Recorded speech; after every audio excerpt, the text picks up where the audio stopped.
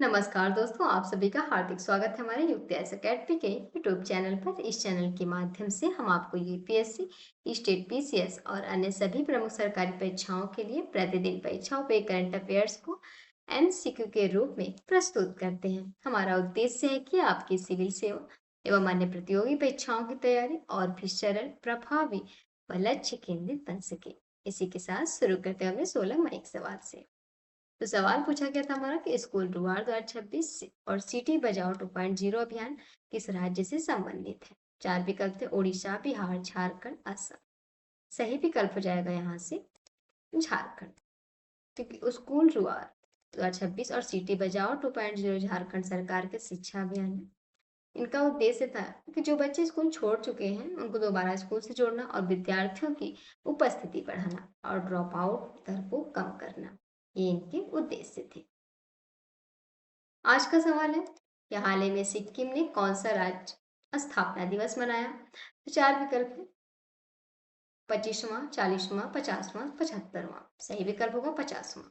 ये हाल ही की बात है, सिक्किम ने 50वां स्थापना राज्य दिवस मनाया।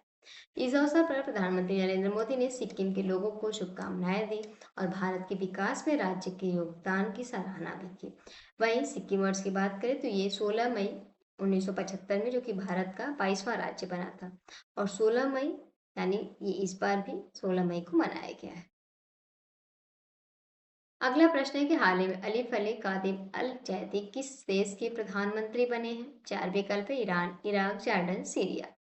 सही विकल्प हो जाएगा ईराक, क्योंकि हाल ही में ईरान के प्रधानमंत्री के रूप में इन्होंने कार्यभार संभाला और इस अवसर पर प्रधानमंत्री नरेंद्र मोदी ने उन्हें बधाई भी दी और भारत ईराक के मैत्रीपूर्ण संबंधों को मजबूत करने की बात भी कही। अगला प्रश्न है कि हाल ही में ज्ञान आधारित अर्थव्यवस्था से संबंधित रूपरेखा तैयार करने की पहल किस मंत्रालय ने की। चार विकल्प है। सही विकल्प हो जाएगा सांख्यिकी एवं कार्यक्रम कार्यान्वयन मंत्रालय। जो इसने जो कि मंजूरी दी है। और कार्यान्वयन मंत्रालय की बात करें, जिसे शॉर्ट में एमओएसपीआई बोलते हैं, ये भारतीय अर्थव्यवस्था में ज्ञान और मूर्त संसाधनों के योगदान को मापने के लिए नई रूपरेखा तैयार कर रहे हैं। इसकी अध्यक्षता प्रधानमंत्री की आर्थिक सलाहकार परिषद के रूप, जो कि पूर्व सदस्य सचिव रतन पी वाट कर रहे हैं। इस समिति का उद्देश्य है कि भारतीय अर्थव्यवस्था में ज्ञान और मूर्त संसाधनों के योगदान को मापने हेतु व्यावहारिक नीति पत्र तैयार करना। अगला प्रश्न है कि भारत में प्रतिवर्ष राष्ट्रीय डेंगू दिवस कब मनाया जाता है। चार विकल्प है। सही विकल्प हो जाएगा 16 मई को राज्य स्थापना दिवस भी मनाया गया और 16 मई को डेंगू दिवस भी मनाया जाता है। इसकी शुरुआत, जो कि केंद्रीय स्वास्थ्य एवं परिवार कल्याण मंत्री द्वारा की गई थी। इसमें इस दिवस का मुख्य उद्देश्य लोगों को डेंगू बुखार, उसके लक्षणों और बचाव के उपायों के प्रति जागरूक करना, और उससे बचाव के लिए हमें जमे पानी ये सब नहीं रखनी चाहिए, अपने अगल बगल साफ सुथरा रखना चाहिए, जिससे हम इससे बचाव भी कर सकें। और क्योंकि डेंगू एडिस मच्छर के काटने से होता है। अगला प्रश्न है ऑपरेशन 777 पहल हाल ही में किस परियोजना से संबंधित है। चार विकल्प है। सही विकल्प हो जाएगा काल भैरव ड्रोन। ऑपरेशन 777, जो कि भारत के पहले एआई संचालित ऑटोनोमस लड़ाकू विमान काल भैरव के अंतर्राष्ट्रीय उत्पादन से संबंधित है। भारतीय कंपनी आखिर विकसित कौन कर रहा है, तो भारतीय कंपनी, जो कि FWDA द्वारा विकसित किया गया और इसका उत्पादन पुर्तगाल में शुरू किया गया है।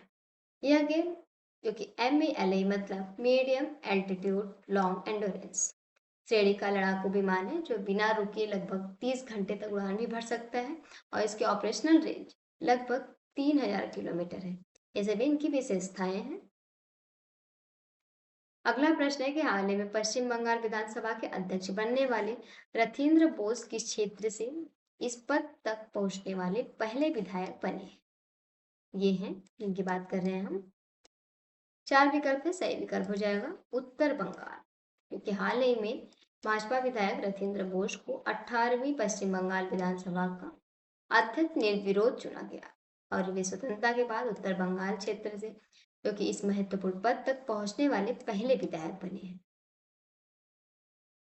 अगला प्रश्न है कि मिजोरम अदरक मिशन का संबंध किस कृषि उत्पाद से है। चार विकल्प है।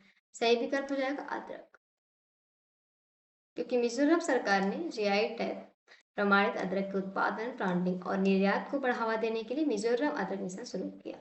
इस राज्य के लगभग 20,000 किसान परिवारों को भी इससे लाभ मिलने की उम्मीद है।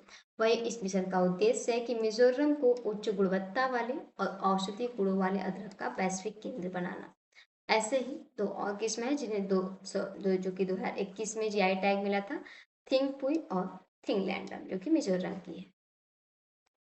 अगला प्रश्न है, समान नागरिक संहिता यूसीसी लागू करने वाला भारत का तीसरा राज्य कौन बनने जा रहा है?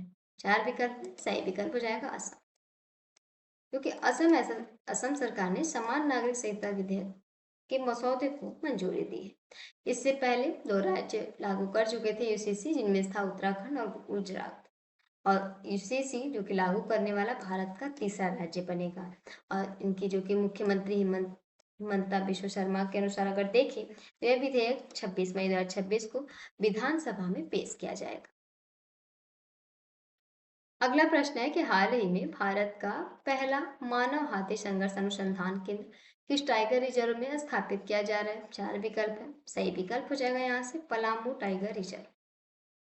कम समय में हम बहुत सारे क्वेश्चन देख रहे हैं जिनकी भारत का पहला ये मानव हाथी संघर्ष अनुसंधान केंद्र झारखंड के पलामू टाइगर रिजर्व में स्थापित किया जा रहा है, जिसका उद्देश्य मानव और हाथियों के बीच बढ़ते संघर्ष का वैज्ञानिक अध्ययन करना।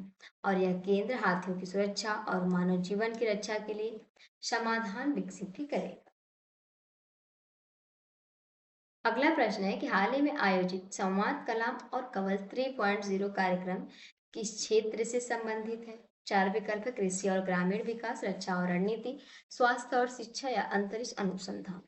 सही विकल्प हो जाएगा रक्षा और रणनीति, क्योंकि संवाद कलाम और कवच 3.0 अगर इसकी बात करें तो यह एक प्रमुख रक्षा और रणनीति सम्मेलन है जिसका तीसरा संस्करण नई दिल्ली में आयोजित किया जा रहा है।